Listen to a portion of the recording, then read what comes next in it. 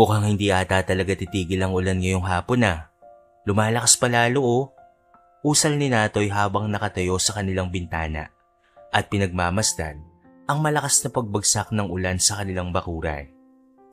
Sobrang lakas nito na pati ang tanim ay lumiliyad at sumasayaw sa agos ng hangin. Lunod na rin ang bermuda sa lupa at hinaagos ng tubig ang mga tuyong dahon.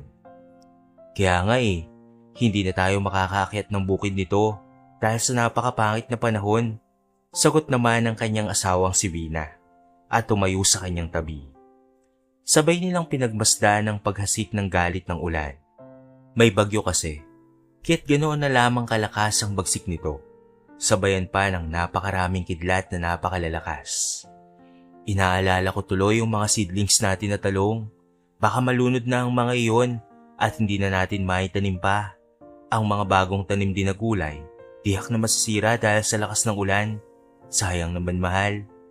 Bumuga ng hangin si Natoy at inabot ang asawa para yakapin ito. Ipanalangin na lamang natin na sana ay hindi dahil medyo malaki na rin ang pinuhunan natin doon. Malulugi tayo kung ganun. May mga bayarin pa naman tayo sa susunod na linggo at nanghihingi na rin ang anak natin ang tuition niya. Tugon naman ni Natoy at hindi man pinapahalata ay problemado na rin siya. Ilang araw na rin kasing hindi nila nabibisita ang taniman ng mga gulay na kinukuha na nila ng ibebenta sa palengke. Kahit nangangamba siyang malunod ang mga bagong tanim na seedlings sa walang tigil na pag-ulan. Gulay vendor kasi sila at ilang taon na nila itong ginagawa para matustusan ang kanilang pamilya. Tumayo silang mag-asawa roon habang ilang sandali pa lamang ay bigla na lang kumulog ng napakalakas kahit nagulat na lamang silang dalawa at napaatras. Nakakagulat naman ang kulog na yun. Marahang tawa ni Vina at nilingon siya. Napakamot ng batok si Natoy at natawa na rin. Muntikan na kasi silang tumakbo papasok ng kwartong pareho. Ang lamig ng panahon. Magtitimpla ako ng kape. Gusto mo ba? Ani ni Vina. Sige mahal, nilalamig na rin kasi ako Tawang sagot naman ni Natoy. Natawa ang asawa at nagtungo na sa kusina. Pagbalik nito, ay may dala ng 2 tasa ng kape. Umupo sila sa kawayang upuan at sabay na naghigop. Nagbiruan pa sila para mawala ang problema patungkol sa kanilang sakahay. Tulong! Ngunit sa gitna ng kanilang pagtatawanan, ay bigla na lamang silang may narinig na boses sa labas ng kanilang kubo. Tulong po! May naririnig ka bang nagsasalita, mahal? Takang tanong niya sa asawa. Tumango naman si Vina. Kumunot ang noo ni Natoy at lumapit sa bintana para dumungaw sa ilalim. Doon ay nagulat siya nang makitang may isang matandang lalaki na nagtago roon at mukhang takot na takot sa kulog. May matandang nagtatago sa ilalim ng kubo natin. Agad na wika niya. Ano? Matandang lalaki? Nagtaka naman si Vina sa sinabi niya at personal din itong tinignan. Naroon nga ang matandang lalaki na basang-basa at sobrang dumi ng dami. Bigla namang kumulog ng napakalakas at nagulat na lamang sa takot ang matanda. Sa pagkakataong iyon, hindi na nag-aksaya ng oras si Natoy at bumaba ng kanilang kubo para tulungan ito. Tay, bakit po kayo narito? Umuulan po Nag-aalalang saad niya at nalalayan itong makatayo. Nanginginig naman sa lamig ang matanda at walang kalakas-lakas. Tulong! Tulong! Tanging naiusal na lamang nito. Nakapikit ito at mukhang takot sa kulog. Tumahimik na lang muna ang lalaki at agad itong iniakyat sa kanilang bahay. Walang dalang kahit ano ang matanda at marumi ang suot na damit. Wala rin itong suot na tsinelas at mukhang palaboy-laboy lang. Kawawa naman si tatay. Bakit siya napadpad dito? Agad siyang sinalubong ni Vina na may dalang tuwalya na agad na inilagay sa katawan ng matanda. Tinulungan nila itong mawala ang panginginig at nang humupa na iyon, ay doon na lamang sila nagtanong uli. Ano pong pangalan nyo? Mainam na tanong ni Vina. Napatitig pa muna sa kanya ang matanda bago sumagot. Ronaldo. Ronaldo po pala ang pangalan nyo. Maganda po ang pangalan nyo, tay. Sino ba kayo? Tanong naman ito pabalik. Ako po si Natoy. Tapos ito naman po ang asawa kong si Vina. Saan ka po ba galing? bakit po kayo napadpad dito? Hindi kasi pamilyar ang matanda at ngayon lang nila nakita. Mukha pang malayo ang pinanggalingan nito. Wala akong maalala eh. Tanging usal na lamang nito. Anong ibig niyong sabihin, Tay? Sino ba kayo? Ba't ako napunta rito? Doon nila napagtanto na tila may Alzheimer ito dahil paulit-ulit ang tanong ng matanda at wala itong maalala. Tanging pangalan lamang nito ang nasasabi nito. Hindi nila alam kung saan ito galing at kung sino ang pwedeng matawagan na pamilya. Paano natin malalaman kung saan galing si Tatay Ronaldo, mahal? Wika ni Bina.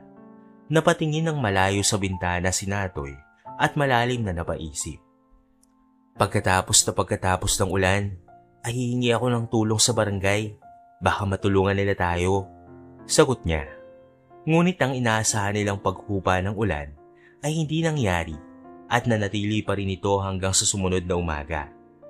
Lalo pang nadagdagan ang kaba nilang dalawa dahil nilagnat na ang matanda at kinumbulsyon sa gitna ng gabi. Kaya naman nilakad ni Natoy ang ulan para bumili ng gamot at tumungo na rin sa barangay. Nangako naman ang kapitan na hahanapin nila ang pinanggalingan nito. Ngunit nahirapan din dahil sa sitwasyon ni Lolo Ronaldo. Umabot na sila na dinala ito sa health center. Ngunit pinauwi rin dahil puno na ang facility.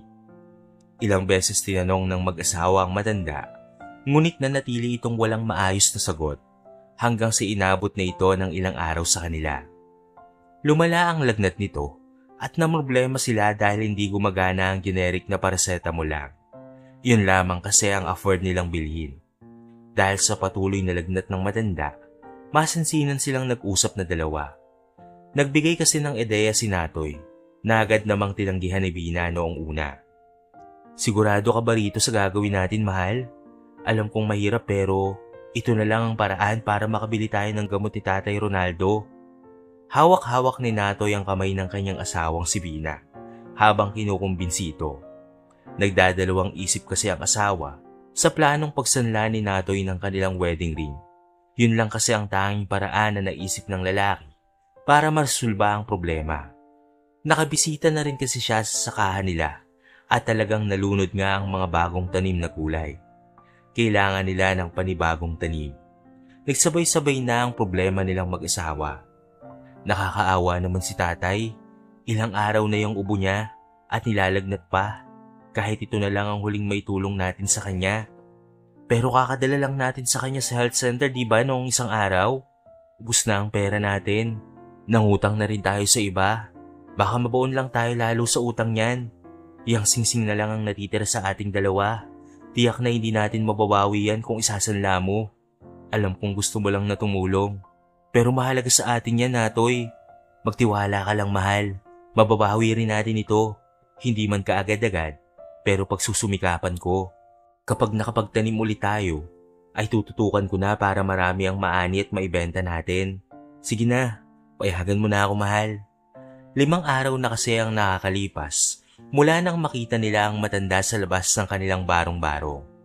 Lumala lalo ang sakit nito at nagkaproblema tuloy ang mag-asawa sa pagbili ng gamot lalo't wala silang mapagkukunan dahil nalugi sa kanilang pananim.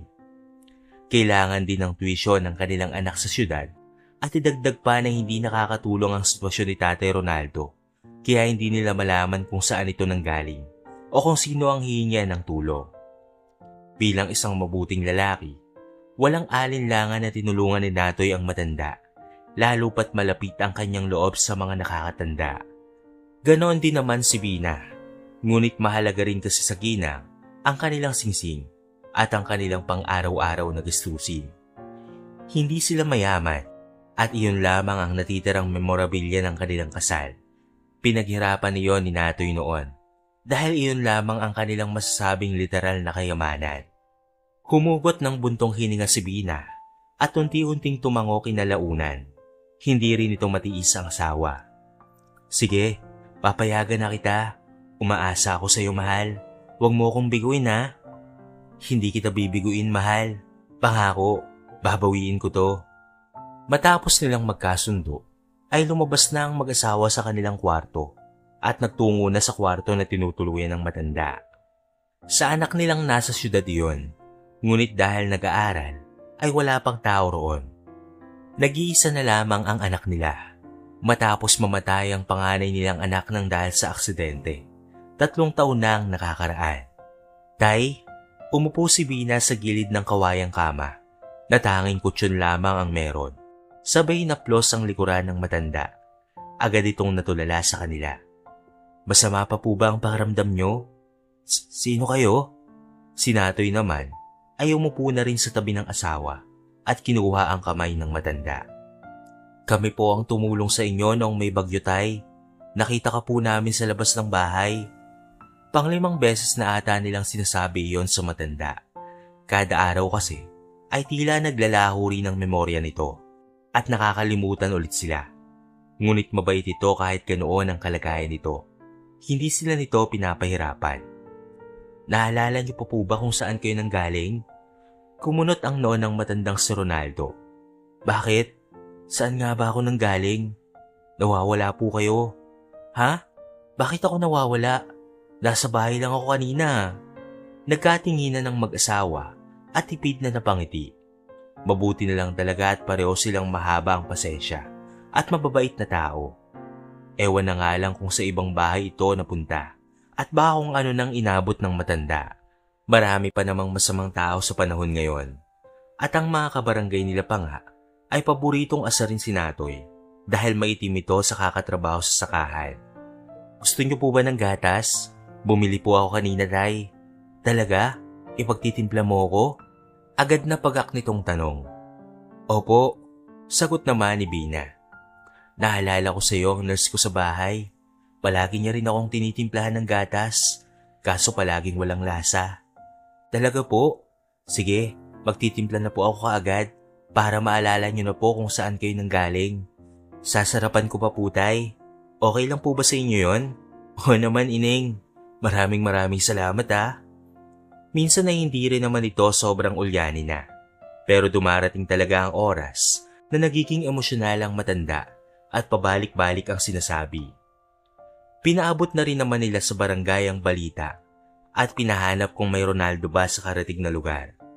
Pangalan lang kasi ang sinasabi ng matanda at hindi maalala ang apelido nito at address. Tinimplahan ng gatas ni Bina si Tatay Ronaldo. Si Natoy ay nagpaalam na rin sa asawa. Alis na ako, mahal ha.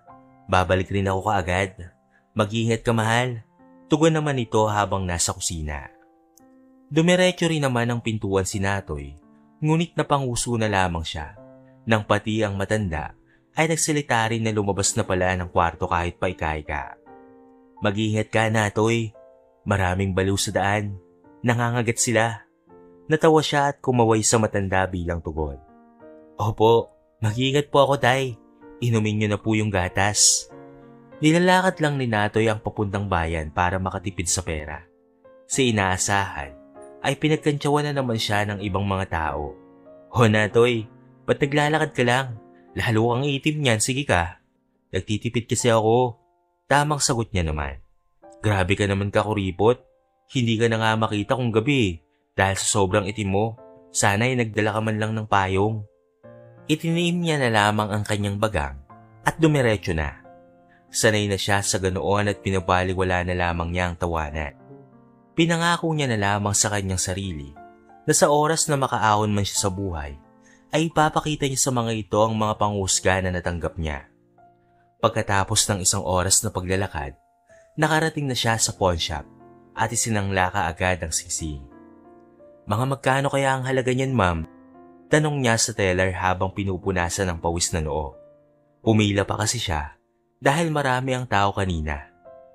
Pagkatapos ng malakas na ulan, ay bilad na naman siya ngayon sa sigat ng araw. Hindi po siya pure na gold, sir. Mga 5K lamang po ang halaga niya. Bumagsak ang balikat ni Natoy. Bigla siyang nanghina nang maisip ang halaga ng pinakaiingatan niyang singsing.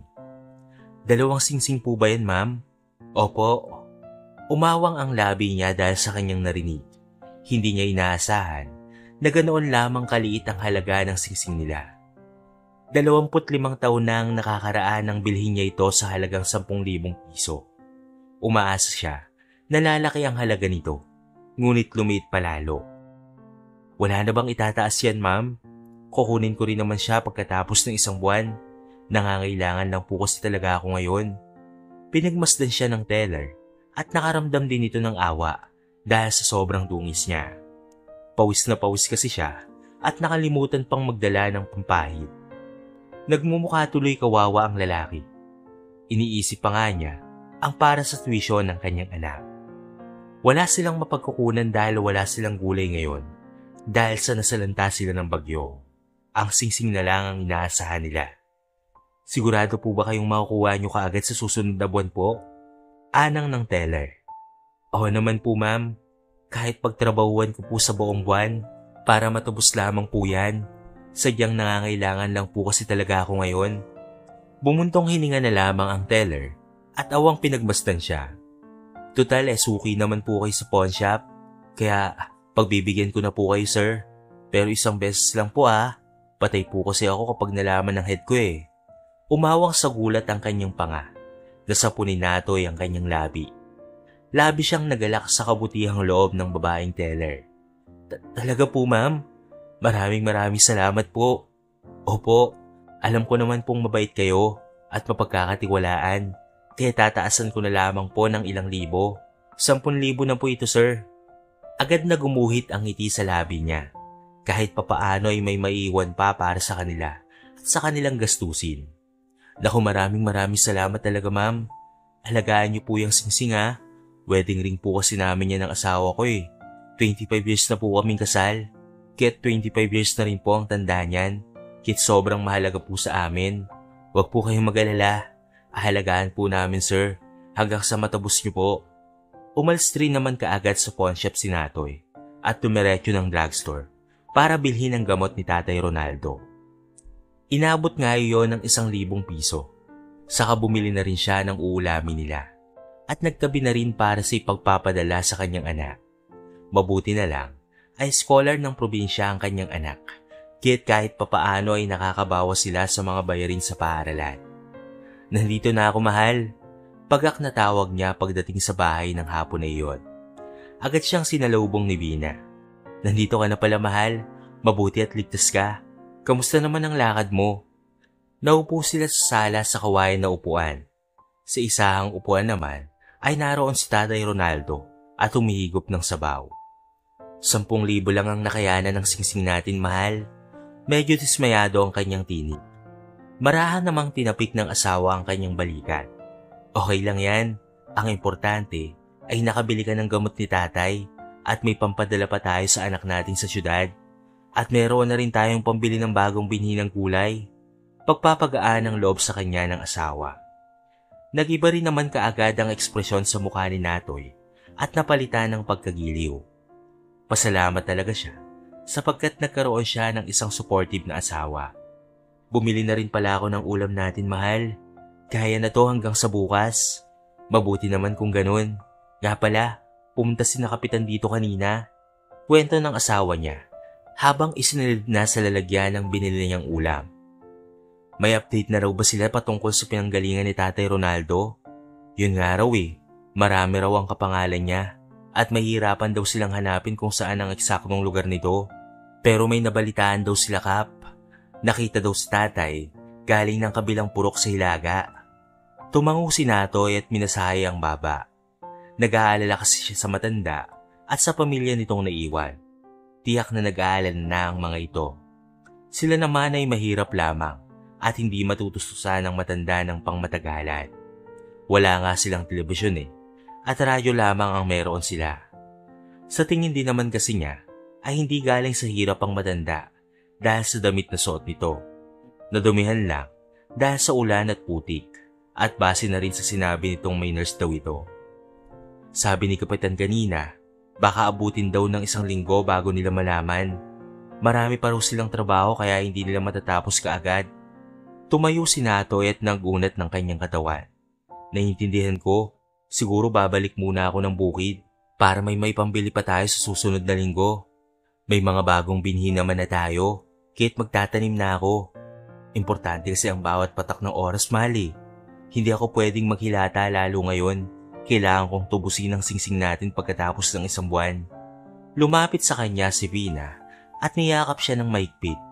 Nagulat pa ng una si Natoy, ngunit gumanti na rin siya sa kanyang asawa. Kahit papaano ay gumaan ang pakiramdam niya at nawala ang bigat na itinatago. Maraming salamat sa pagsusumikap para sa atin, mahal ha. Alam kong mahirap ang magbanat ng buto, ngunit hindi ka sumusuko. Kahit na mahirap lang tayo, ay hindi ka nagdalawang isip na tumulong sa iba. Kahit hangang-hanga ako sa iyo eh. Minsan lamang maging emosyonal ang asawa niya, kaya tila mainit na kamay na humamplos sa dibdib niya. Ang matanda ay natulala rin sa kanila at nangingiti. Maraming salamat din dahil mapag-unawa ka. Kahit alam kong minsan ay ayaw mo, pero iniintindi mo at sinusuportahan ako. Swerte rin ako sa iyo, mahal. Hindi mapigil ang ngiti ni Natoy nang bumalik sa bukid. Nagpaalam pa siya kay Tatay Ronaldo at nang madaanan sa kabahayan ay kinakantsawan pa siya dahil parang baliw nang ngingiti. Lumipas ang mga araw. Unti-unting nawala ang ubo at lagnat ng matanda. Naging masigla na rin ito at palakausap kapag binabantay ni Bina. Alam mo ba, may apo ako. Japet ang pangalan niya. Umawang ang labi ni Bina. Itinigil niya ang pagtatahi ng damit at hinarap ang matandang lalaki. Talaga po tay? Naalala niyo na po ang apo niyo? Gulat na tanong niya. Wala si Natoy ng mga sandaling iyon dahil bumisita ito ng barangay hall para magtanong patungkol sa progreso ng reklamo nila. Kaya naman silang dalawa lamang ng matanda ang naiwan sa bahay. Oo, lalaki ang apo ko at wala rito. Nasa Amerika siya, doon siya nagtatrabaho. Mahagang namatay ang magulang niya na anak ko, kaya ako na ang nagpalaki sa kanya. Kumapang ang saya sa dibdib ng ginang. Sa isip-isip niya, ay sa wakas ay nagkaroon na sila ng ideya patungkol sa matanda. Matutulungan na nila itong makauwi. Ano po ang apelido niyo, tay? Natatandaan niyo na po ba? Napahawak sa sentido si Ronaldo. Mainam namang naghintay si Bina, ngunit humagikik na lamang ang matanda ilang minuto pagkatapos ito. Hindi ko na maalala, iha eh. Napasinghap na lamang si Bina. Ano nga ba yun? Eski... Hindi ko talaga maalala. Ano nga bang apelido ko? Hinawakan ng babae ang kamay ng matanda. Nag-aalala rin siya dahil baka mabinat ito. Okay lang po, tay. Huwag niyo na pong pilitin ang sarili niyong makaalala at baka mapahamak pa po kayo. Okay lang po yun. Esquibal. Naalala ko na. Esquibal ang apelido ko. Umuwang ang labi ng ginang. Napatayo siya at napatalon-talon sa galak. Kasabay rin noon ang pagbukas ng kanilang pintuan at pagdating ni Natoy na hinihingal pa. Napahawak ito sa kanyang tuhod. O mahal, butit nakauwi ka na kaagad. Takang tanong ni Bina. Dahil akala nito'y mamaya pa makakauwi ang asawa. May sasabihin ako sa iyong importante. Ako rin, may sasabihin ako sa iyo. Tugon ng lalaki. Sige, ikaw na ang mauna, mahal. Ani ni Bina. Gumuhit ang isang napakatamis na ngiti sa labi ni Natoy. Nahanap ko na kung taga saan si Tatay Ronaldo. Nasapo naman ni Bina ang labi sa oras na iyon. Yun din sana ang sasabihin niya, kaya't hindi niya inaasahan na nakita na rin pala ng asawa ang pinanggalingan ng matandang si Ronaldo. Sinabi rin sa akin ni Tatay Ronaldo ang apelido niya. Esquibal, hindi ba? Esquibal ang apelido ni Tatay Ronaldo? Talagang nagkasabayan pa silang mag-asawa. Lumapit sila sa matanda at mahigpit itong niyakap. Pagkatapos ng ilang minutong pagsasaya, naupo sila at hinintay ang taong susundo sa matanda. Hindi rin naman nagtagal, ay dumating na ang iba pang mga staff ng barangay at pati na rin ng DSWD. Paparating na raw ang nag-iisang apo niya, Natoy. Maganda kayo. Usal ng kapitan sa kanila. Naghawa kamay ang mag-asawa at muling lumapit sa matanda. Pinalaguan nila ito at binihisa ng bagong damit. Nilaban na rin ni Bina ang suot nitong kamiseta nang makita nila ito sa labas ng bahay at pinabaunan pa nila ng prutas at gulay. Tay, nandito na po ang apo nyo. Susunduin na po kayo. Masaya sila para sa matanda. Sa 2 linggong kasama nila ito, ay naging makulay at maingay ang dating patay na pamamahay nila. Para bang nandyan lamang ang anak nila na nasa syudad. Ngunit kahit ganoon at namimiss nila ito, mahalagang makauwi na rin si Tatay Ronaldo sa totoong pamilya nito. dahil sila ang may karapatan dito at tumutulong lamang sila. Si Japet na apo ko, susunduin niya na ako ngayon, Natoy. Opo, makakauwi na po kayo. Saka pinabuunan po kayo namin ng maraming prutas at gulay bilang pasasalamat sa maikling panahon na naging masaya kami kasama ka, Tay. Lubos po kaming nagpapasalamat sa inyo. Agad na napahiyaw sa saya ang matanda, kahit ang mga nakatinging staff ay nangiti rin at hinaplos ang puso. Hindi nagtagal, dumating ang isang itim na BMW sa labas ng kanilang bahay. Kaya't iniwan muna nila ang matanda na nawili sa pakikinig ng radyo at lumabas sila para salubungin ang apo nito. Umawang na lamang ang labi ng mag-asawa nang lumabas na ang isang mayamang binata na ubod ng gwapo at tangkad. Yan na ang apo ni Tatay Ronaldo? Hindi makapaniwalang tanong ni Bina sa asawa. Halos hindi sila makapaniwala dahil nagsusumigaw ang karangyaan sa pananamit nito at mukhang sobrang mayaman. Kaya pala mamahalin ang damit ni Tatay Ronaldo. Mayaman pala siya? Usal ni Bina. Si Natoy naman ay natulala rin. Alam niyang may kaya ang matanda, ngunit hindi niya naisip na napakayaman pala talaga nito. Tapos ay parang kaidaran lang ng binata ang panganay na anak nilang namatay na. Tumigil sa harap nila ang binata at yumuko ng bahagya. Inilahad nito ang kamay sa kanila. Magandang araw po. Ako po si Japet, ang apo po ng matandang sinagip niyo nung nakaraang linggo. Agad na napatikhim ang mag-asawa at dali-daling nakipagkamay sa apong si Japet. Maraming salamat po sa pagtulong kay Lolo. Natameme silang dalawa. Bigla na lang rin silang niyakap nito at ramdam na ramdam nila ang sinseridad ng binata. Ang mga nakakita ay namangha at naluwa rin dahil sa wakas ay nahanap na ang pamilya ng matanda. Utang na loob po ito sa inyo. Hindi ko akalain na ibang taong sasagip at magmamalasakit sa lolo ko. Hulog po kayo ng langit, kuya at ate. Wala po yun, sir. Maliit na bagay lang po yun. Wala pong kapalit ang pagtulong namin sa lolo nyo. Sagot ni Natoy. Gulat pa rin sila sa nalaman na mayaman ang apo ng matanda. Nag-usap sila ng masinsinan at nang magpalagayan na sila ng loob, ay ngumiti sa kanila si Japet. Hindi talaga namin inakala na sobrang yaman ni Tatay Ronaldo. Nakakamangha. Wika ni Natoy. Bahagyang natawa naman si Japet. Hindi naman po. Sakto lang po. Ani nito. Anong sakto lang? Hindi kaya. Hindi namin inakala na kayo pala ang nagmamay-ari ng pinakamalaking hotel sa bansa. Nakakahiya dahil mumurahing gatas lamang at gamot ang binili namin kay tatay. Tapos ay kawayang kahoy lamang ang tinutulugan niya. Nahihiyang usal niya. Marahan siyang tinapik ni Japet sa balikat. Wala pong problema yun, sir. Maraming salamat po talaga, Kuya Natoy. Ang kabaitan ng loob po ninyo ay sobra pa po sa halaga ng kahit anumang bagay.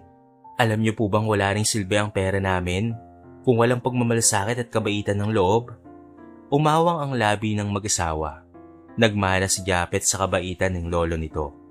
Walang arte at hindi mapanghusga sa kabila ng estado sa buhay. Ang katotohanan ay gulat na gulat pa rin sila at hindi nila inaasahan iyon. Ang totoo kasi ay isang mayaman na negosyante si Ronaldo Esquivel sa kapanahunan nito. Ang hinahangaan ng mga negosyante at ang pinakasikat na business tycoon sa bansa. Ngunit dahil sa katandaan ay naging ulyanin na ito at nagkaroon ng Alzheimer. Ang apo nitong si Japet na ang namamahala ng kanilang negosyo at hindi sila basta-basta lang. Kilala sila sa buong mundo dahil sa kanilang napakalaking negosyo. Nabalitaan ko rin po na sinangla niyo ang wedding ring niyo para po may pambili ng gamot si Lolo. Sobra po akong natouch doon. Hindi ko po inaasahan na may tutulong ng ganito po sa lolo ko. Maraming salamat po talaga. Walang anuman yun. Kung mamarapatin mo po, sir, paano po nawala si Tatay Ronaldo kung may mga nurse naman po siyang kasama? Napunta sila sa parting iyon dahil sa pagka-curious. Doon ay naikwento ni Japet ang lahat ng nangyari. 2 linggo na ang nakakaraan nang nakalimutang ilak ng guard ang gate nila, kahit nakalabas ng mansyon ng matanda nang hindi namamalayan ng mga katulong at pati na rin ang nurse nitong pabaya sa trabaho. Nagkataon din na nasa abroad siya na nag-i-stay ng buwang iyon dahil sa kanilang mga negosyo sa abroad at sa takot ng mga katulong ay hindi agad sinabi sa kanya ang totoo. Huli na nang malaman niya ito at nalaman niya iyon pag uwi niya ng Pilipinas. Kaya't agad niyang sinasante ang kanyang mga trabahador at hinanap ang kanyang lolo. Ilang araw na palakad-lakad sa lansangan ng matanda noon hanggang sa nakasakay ito ng isang bus patungong probinsya kung saan siya nakita ng mag-asawang si Natoy at Vina. Takot na takot ito, lalo pat merong bagyo. Ganon rin ang pag-aalala ni Japet, lalo pat inaalagaan niya ng maayos ang kanyang lolo kapag kasama niya ito. Ngunit dahil sa kapabayaan ng kanyang mga trabahador, ay ito ay naligaw. Kit sobrang pasasalamat ng binata na mababait na tao ang nakakita sa matanda. Pumasok muna tayo sa bahay, sir. Nasa loob po ang lolo nyo. Pinatuloy nila ng bahay ang binata at nakilala rin ito kaagad si Lolo Ronaldo. Mangiyak-ngiyak pa nga ang mag-asawa habang pinagmamasdan ang pagkikita ng maglolo. Galit ka ba sa akin, apo? Papusngaw na tanong ng matanda sa kanyang minamahal na apo. Okay lang po, Lo. Hindi po ako galit sa inyo. Nag-alala lang po ako sa inyo ng sobra. Nawala ako. Hindi ko mahanap ang daan pabalik sa bahay. Pasensya na kung pinag-alala kita, apo ha. Hindi na mangyayari ulit yun. Iyak ng matanda. Hindi na po talaga. Dahil sinisanti ko na po ang mga pabayang nurse na yon. Magpasalamat na lamang po tayo na sina Kuya Natoy at Ate Bina po ang nakakita sa inyo. Napakalayo po ng narating nyo. Halos hindi ako makapaniwala. Pagpapagaan ng binata rito dahil naiiyak na ang matanda. Kaya nga apo eh. Maraming salamat Natoy at Bina ha. Ani ni Tatay Ronaldo sa kanila. Tumango silang nagmamasid sa gilid at pinunasan din ng luwang tumatakas sa mga mata. Ito kuya at ate, tanggapin niyo po ang munting pasasalamat ko sa inyo dahil po sa pagtulong niyo po kay Lolo. May kung anong iniabot na tseke sa kanila si Japet.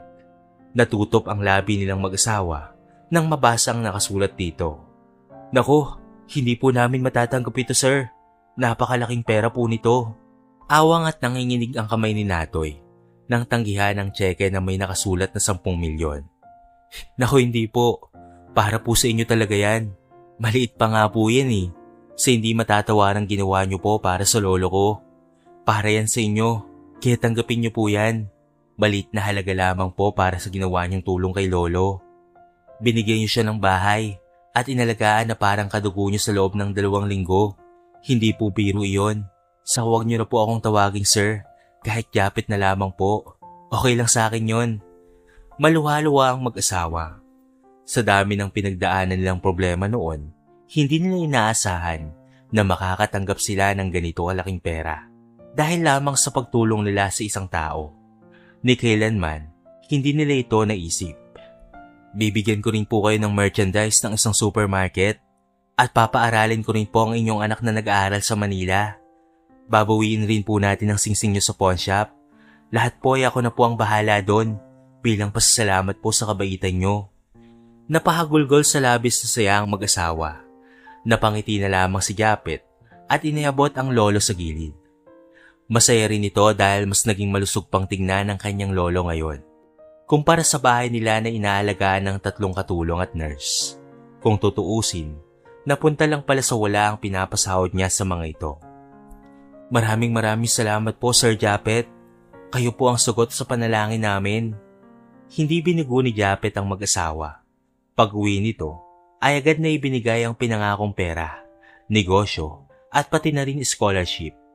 Wala nang mapagsidla ng saya nila. Matagal na nila itong pangarap at hindi inaasahan na si Tatay Ronaldo at Japet ang sasagot dito.